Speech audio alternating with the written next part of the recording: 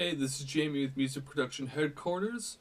To the next 3 to 5 minutes, we're going to talk a little bit about how to group tracks and how that will help with your mixing.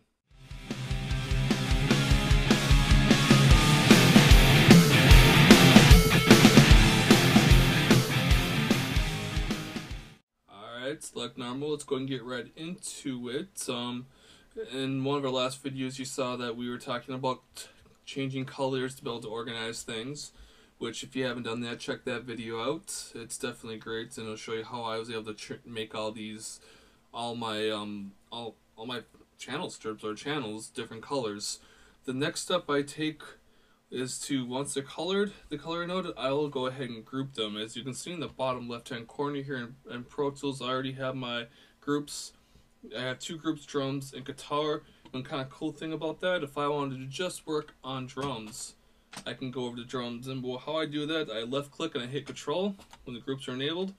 If I want to go back to all, if I want to go to guitars, I can do that very quickly, and I can focus just on these guys. You know, I want to focus just on the drums. Okay, I'll click over, boom, right in drums. Awesome. You don't have to try to dilly-dally around. You go right to where you want to go very quickly. Not to mention, I know that my drums are green. And now with my drum group, I can click on it and it's there.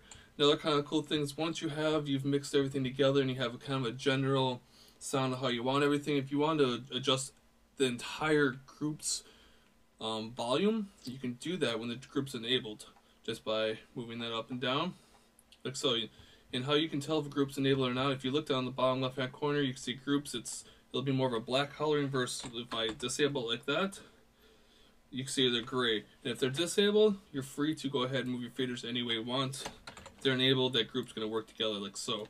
If you want another way to get around that, let's say you want your groups on, but you want to just adjust one fader. Let's say, the snare's just not loud enough. If you were to hold control and click the fader, it'll clutch out of that group and it'll individually adjust. So release that again though, and everything starts going again, just as it was.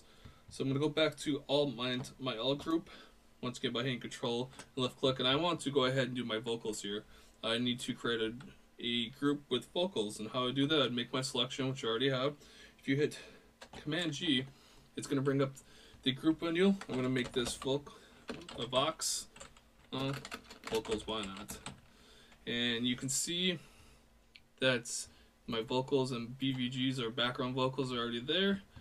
Those are the tracks I indeed want. I hit OK, and now they're sitting over there, just like before. If I hit control left click, they'll be there. You have them nice and grouped all together, and so they're nice and grouped and all together right there, which is awesome. So I can focus on any track I want, which is going to make it once again just that much easier to maneuver back and forth for mixing. Not only, like I said, have the colors, now I have the groups in place. So usually, for example, I'll start with my drums mixing, so I'm going to go there, and I'm going to go ahead and option click, and I'm going to start, which will allow me to solo just the drums, and I would start listening to my drums to kind of get a feel for where they're at. And I was like, okay, let's doing this real bass overview, and let's say right now it's like I just want to get everything adjusted. I'm going to hit Shift Command G. Now there's no group, and you can see here also new mix group, so now I can focus on, okay, get that kick up, get the snare up, and once I get those to where I like them, then I, from there I'll check that with, the bass, which I usually don't have a group for just the bass, so the group see where it sits at, my adjustments as needed. So yeah, hopefully you found this helpful. If you did, you do me 2 huge favors, huge favors. The first one, like, subscribe, what's going on here, and leave me a comment, your favorite tip that you've seen so far, your favorite tip when it comes to mixing music production, or if you want to, there's something specifically you want me to talk about or do a tutorial on, I'd be more than glad to do it. The second one, in the URL box, head over to Music Production Headquarters or musicproductionhq.com and subscribe to the newsletter email list. That's going to put the blog and these YouTube tutorials as they go up, brand new content, right into your email box. By doing that, you don't have to come to YouTube, don't have to do anything. It's right there. I'll also be sharing exclusive tips right in the email for everyone that subscribes to that, keeping you up to date with what's going on. Maybe, perhaps, who knows, maybe some multi-tracks sessions that aren't available online anywhere that I might be sharing with you guys. So yeah, go over there, do that. It'd be much appreciated. Alright, that's really about it. Hopefully you found this useful.